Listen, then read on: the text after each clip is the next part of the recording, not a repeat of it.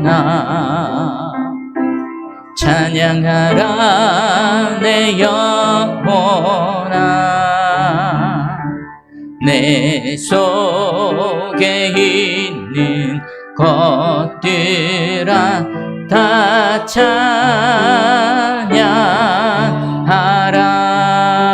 찬양하라. 아멘.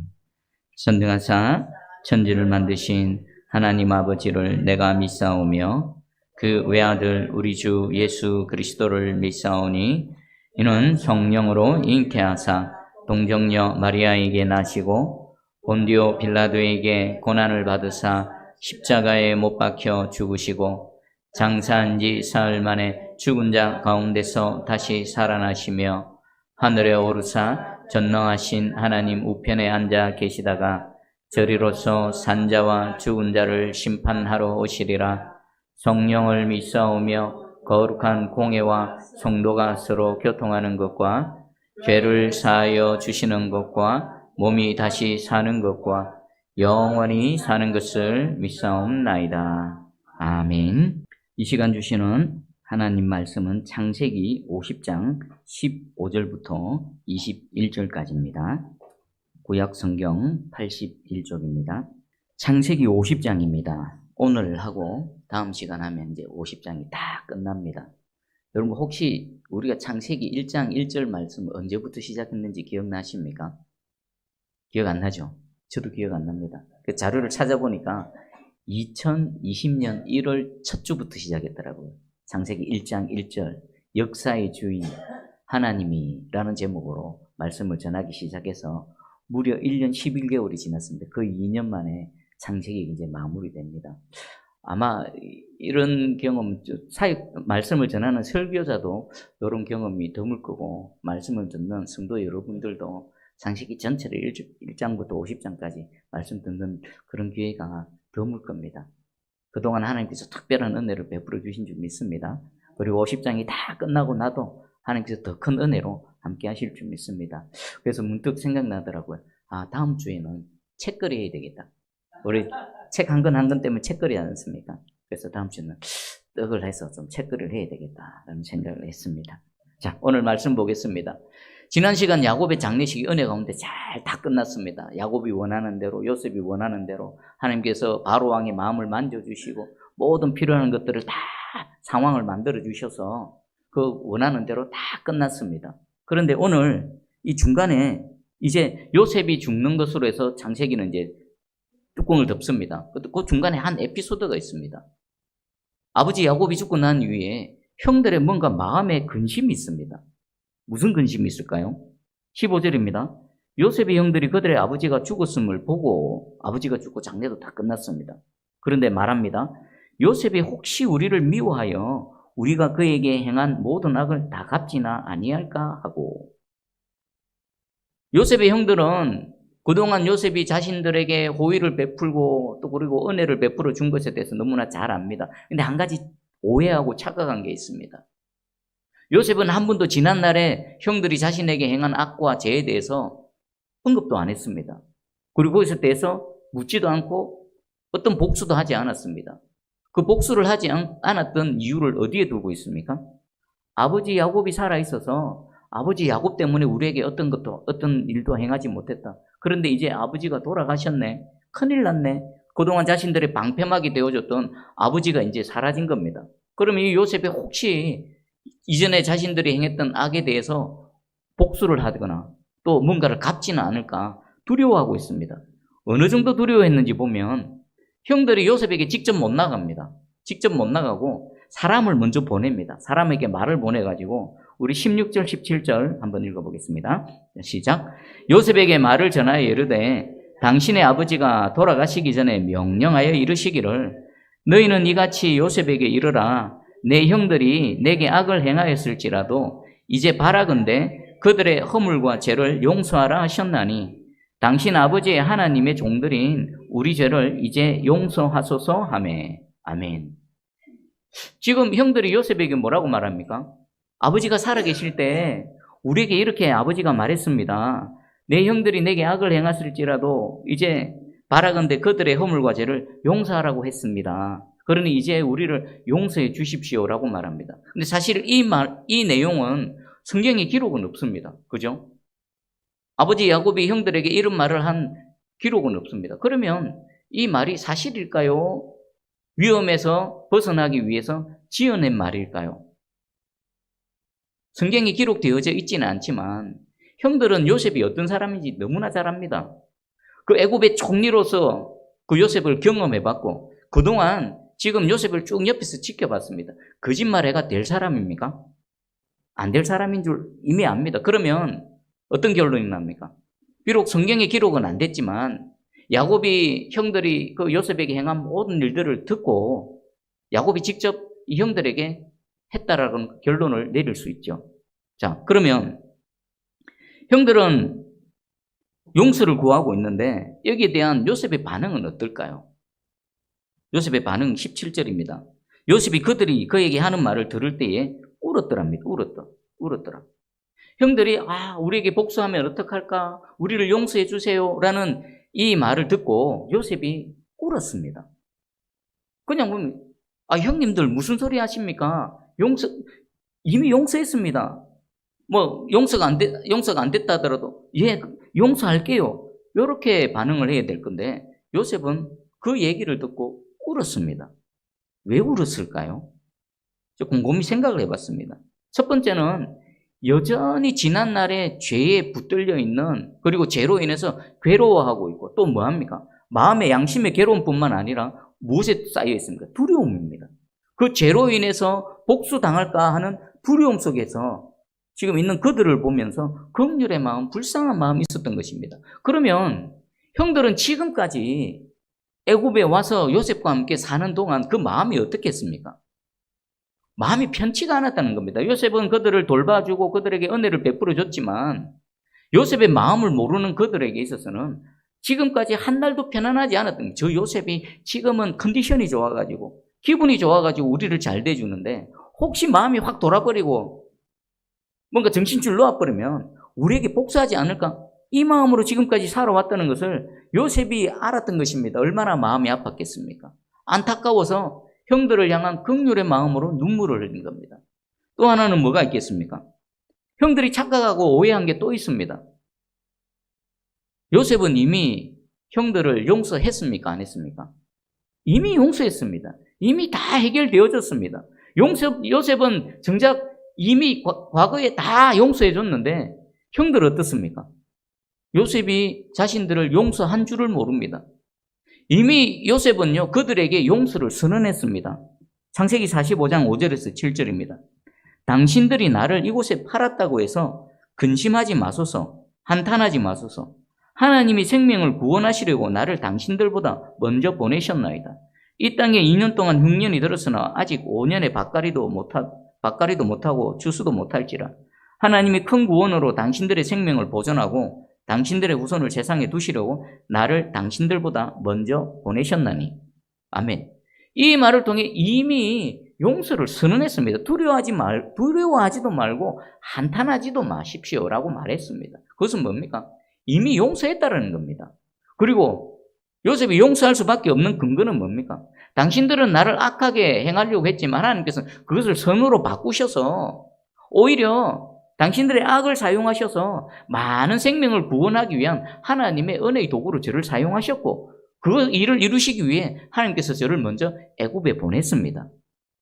이미 용서를 했는데 형들은 요셉의 용서를 이해하지 못합니다. 용서한 줄을 모릅니다. 계속 죄 가운데 묶여 있는 겁니다. 자, 그러면 창세기 45장의 5절 7절의 이 말씀을 통해 요셉만 용서한 게 아닙니다. 한탄하지 마소서, 두려워하지 마소서는 요셉이 이미 용서한 겁니다. 그리고 하나님이 큰 구원으로 당신들의 생명을 보존하고 당신들의 후손을 세상에 두시려고 나를 먼저 보내셨습니다라는 이 말을 통해 또 누가 이들을 용서한 겁니까?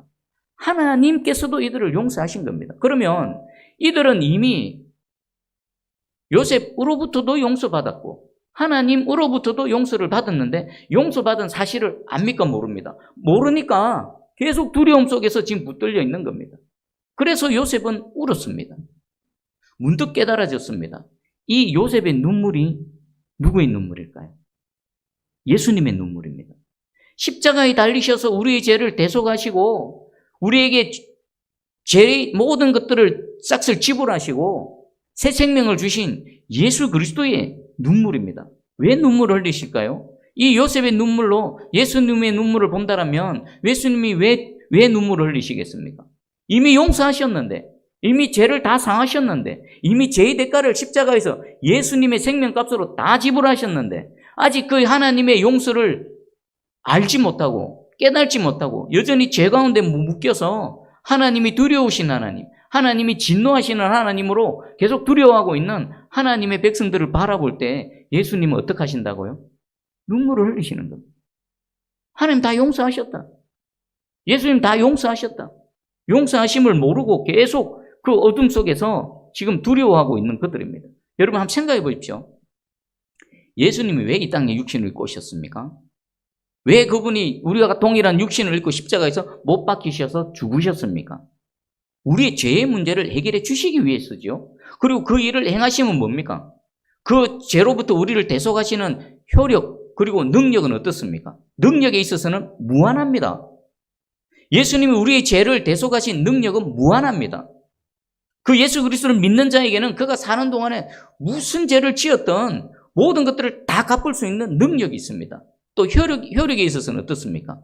그냥 한 번, 잠시 잠깐이 아닙니다. 영원토록 효력이 있는 것입니다. 문득 이런 생각이 들더라고요. 우리는 예수 그리스도의 십자가 대속의 은혜와 효력을 너무 과소평가하고 있지는 않은가?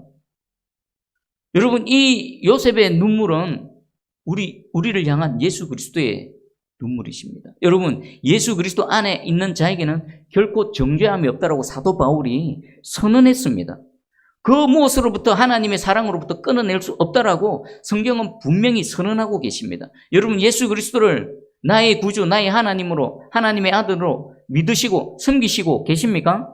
그렇다면 이미 모든 죄는 십자가에서 다 해결되어졌습니다. 죄는 더 이상 우리에게 어떤 영향도 미치지 못합니다. 옆에서 유혹을 할 수 있고 핍박을 할 수 있지만 우리를 건들지는 못합니다. 여러분, 지난 금요 기도회 때 욥기를 쭉 묵상하면서 한 가지 중요한 사실을 깨달았습니다. 욥기 23장 10절에서 그가 나의 길을 아시나니 내가 연단받은 후에 내가 정금같이 나오리라는 고백을 했습니다. 그 고백은 무엇을 뜻할까요? 그동안 욥과 세 친구는요, 욥에게 당한 고난을 무엇으로 해석했습니까? 재앙으로 해석했습니다. 여러분, 재앙의 끝에는 뭐가 있습니까? 멸망, 죽음밖에 없습니다. 그런데 욥의 23장 10절의 고백은 뭡니까? 하나님, 내게 닥친 이 고난은 재앙이 아니네요. 뭐라고 하면 연단입니다. 하나님의 단련입니다. 그래서 이 고난을 통과한 이후에 내가 정금같이 되어 나올 것입니다. 하나님이 원하시는 하나님의 사람으로 만들어져서 하나님의 영광을 나타낼 겁니다. 라는 것입니다. 여기서는요, 중요한 의미가 담겨져 있습니다. 예수를 믿는 사람도 인생을 살면서 고난 당합니다. 여러 가지 어려움을 겪습니다. 아픔을 겪습니다. 눈물을 흘립니다. 그러나 그것은 세상 사람들이 겪는 재앙이 아닙니다. 친구들이 욥을 향해서 너 그 재앙이야. 죄인이 받는 재앙이야. 재앙이 아닙니다. 연단입니다. 여러분, 지금 무슨 어려움을 겪고 계십니까? 무슨 고난 가운데 계십니까? 예수 그리스도 안에 있는 자에게는 재앙이 아닙니다. 그것은 하나님의 연단입니다. 뭐 하시려고요? 나를 빚으시고 만드시려고 하나님의 사람으로 또 하나님의 거룩의 도구로 나를 만들어 가시는 하나님의 은혜의 과정인 것입니다. 그래서 정죄함은 없는 겁니다. 여러분, 오늘 그 예수님의 눈물, 혹시 나를 바라보시면서 이 요셉의 눈물로 우리 예수님이 혹시 눈물 흘리고 계시지 않으십니까? 예수님의 대속의 그 은혜로 죄로부터 완전히 자유케 되어졌음을 여러분 믿으시기 바랍니다. 그 믿음이 있어야 하나님께 어떻게 나아갑니까? 담대함으로 나아갈 수 있고요. 예수께서 화목제물로 드려지신 그 제물의 그 결과인 하나님과 화목을 누릴 수 있습니다. 하나님이 진노하시는 하나님이 아니라 사랑의 하나님으로 그 좋으신 하나님과 날마다 동행할 수 있는 것입니다. 이 은혜가 넘쳐나기를 주의 이름으로 축복합니다. 아멘. 자, 이제 요셉의 울음의 소식을 듣고 형들이 직접 요셉에게 나옵니다. 18절입니다. 그의 형들이 또 친히 와서 요셉의 앞에 엎드려 이르되 우리는 당신의 종들입니다. 종들입니다. 이 엎드림, 요셉 앞에서의 엎드림은 무엇으로 엎드림입니까? 여전히 죄인으로서의 엎드려지고 있습니다. 요셉은 이미 다 용서했는데 그들은 요셉의 용서를 아직 알지 못합니다. 그래서 엎드려서 우리는 당신의 종입니다라고 했을 때 이 엎드림은요, 죄인으로서의 엎드림이지요. 그런 그들에게 요셉이 간곡한 말로 위로하는데 무슨 말로 위로했을까요? 첫 번째는요, 두려워하지 말라는 겁니다. 19절에 요셉이 그들에게 이르되 두려워하지 마소서. 그리고 21절에도 당신들은 두려워하지 마소서. 우리는 죄인입니다. 우리는 당신의 종입니다. 우리를 용서해 주세요라고 엎드려 있는 그들에게 요셉이 한 말이, 첫 마디가 뭐라고요? 두려워하지 말라는 겁니다. 여러분, 두려워하지 말라. 누가 많이 하신 말씀 아닙니까? 인간을 찾아오신 하나님이 제일 먼저 건네는 말씀이 두려워하지 말라는 겁니다. 아브라함 찾아가셨을 때도 아브라함아 두려워하지 말라. 이삭을 찾아가셨을 때도 문제 속에서 두려워하고 있는 이삭을 향해서 나는 내 아버지 아브라함의 하나님이니 두려워하지 말라. 여호수아에게도 찾아가셔서 여호수아에게 이르시되 두려워하지 말라, 놀라지 말라. 우리 인생들은 왜 두려워합니까? 연약합니다. 한계가 있습니다. 스스로 어찌하지 못해 문제가 닥치면 두렵고요. 죄를 지으면 두렵고요. 대적들이 일어나면 두렵고요. 상황이 발생하면 두려울 수밖에 없습니다. 그런 인간들에게 하나님께 찾아가셔서 제일 먼저 하시는 말, 두려워하지 말랍니다. 우리 예수 그리스도께서도 사람들을 찾아다니면서 늘 하셨던 말이 두려워하지 말랍니다. 마태복음 10장 31절입니다. 두려워하지 말라. 너희는 많은 참새보다 귀하니라. 또 마태복음 14장 27절. 예수께서 즉시 이르시되 안심하라 나니 두려워하지 말라. 풍랑 가운데 두려워하고 있는 그들에게, 또 앞으로 무엇을 먹고 무엇을 입으며 어떻게 살아갈까 두려워하고 있는 그들에게 두려워하지 말랍니다. 오늘 이 요셉의 두려워하지 말라는 이 음성이 하나님께서 지금 찾아오셔서 풍랑 가운데 있고 죄 가운데 있고 혹시 대적들 앞에 있고 또 여러 가지 어려운 가운데 있는 저와 여러분에게 들려주시는 하나님의 음성이 되기를 주의 이름으로 축복합니다. 두려워하지 말라고 왜 말씀하십니까? 내가 못하는 건데, 내가 어찌하지 못하는데 하나님 두려워하지 말랍니다. 무엇에 대한 보장입니까? 내가 해줄게. 내가 앞장서 줄게. 내가 싸워줄게. 내가 건져줄게. 걱정하지 마. 두려워하지 마. 그리고 두 번째 말입니다. 내가 하나님을 대신하리까. 19절 후반절입니다. 내가 하나님을 대신하리까. 근데 어떻게 생각해 보면 형들이 듣고 싶은 말은 뭘까요?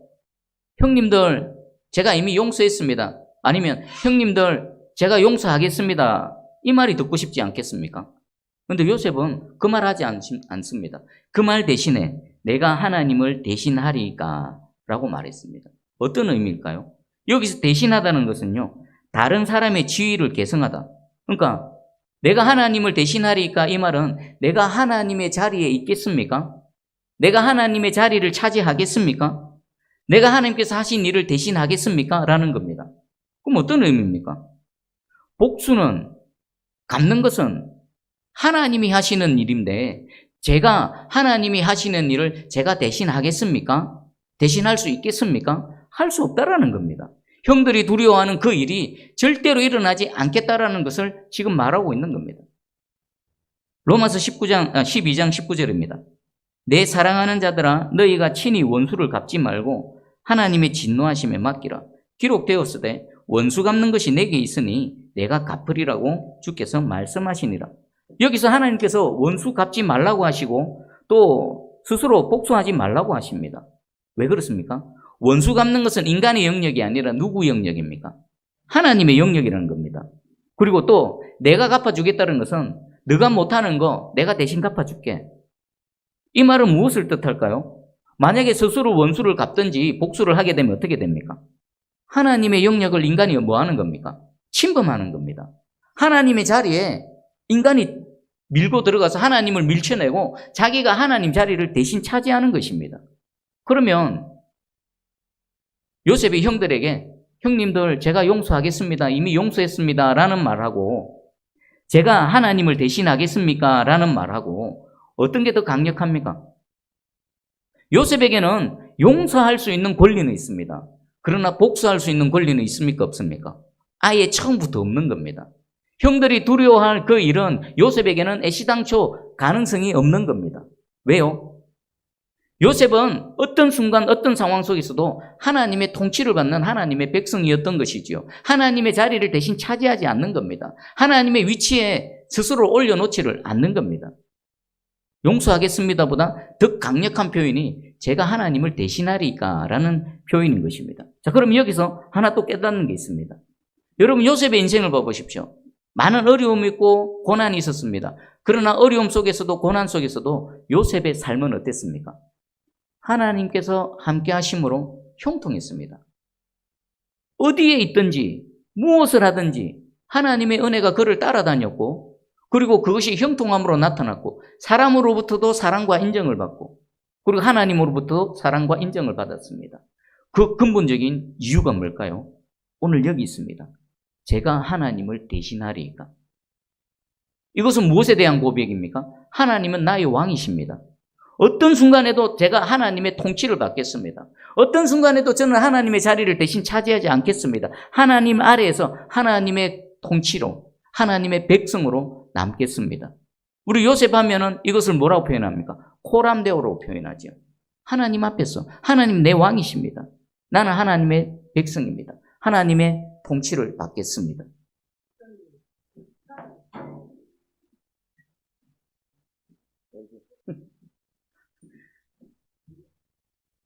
큰 사막이가 저는 순간에 하나님 나를 만지시는가 생각했습니다.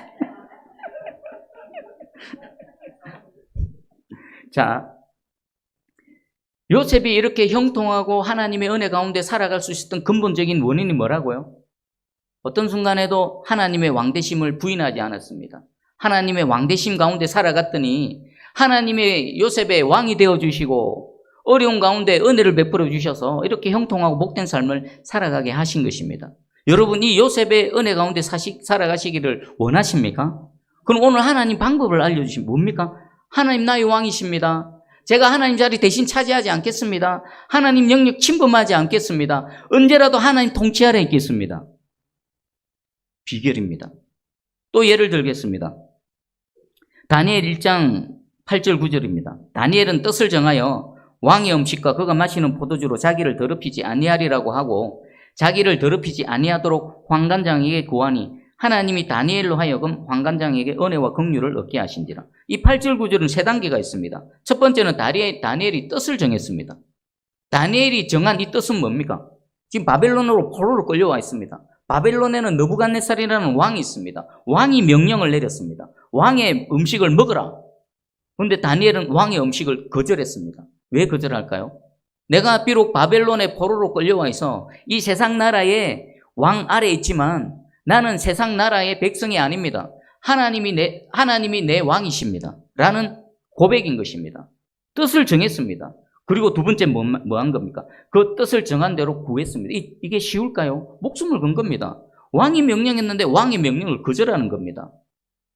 다니엘도 위험할 뿐만 아니라 그 관리자인 이 환관장도 위험합니다. 그러나 다니엘은 하나님이 나의 왕이십니다 라고 뜻을 정하고 그리고 믿음으로 도전했습니다. 그랬더니 어떤 일이 일어납니까? 세 번째, 하나님께서 은혜와 긍휼을 얻게 하셨습니다. 이후에 어떻게 되어졌을까요?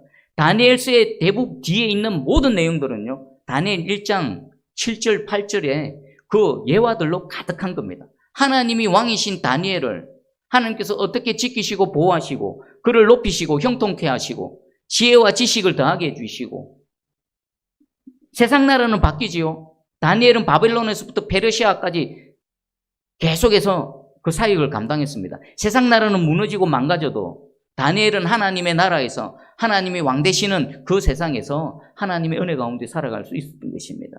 여러분, 제가 하나님을 대신하리이까. 하나님 나의 왕이십니다. 하나님 나의 통치자 되십니다. 하나님의 말씀에 명령에 순종하며 살아가겠습니다.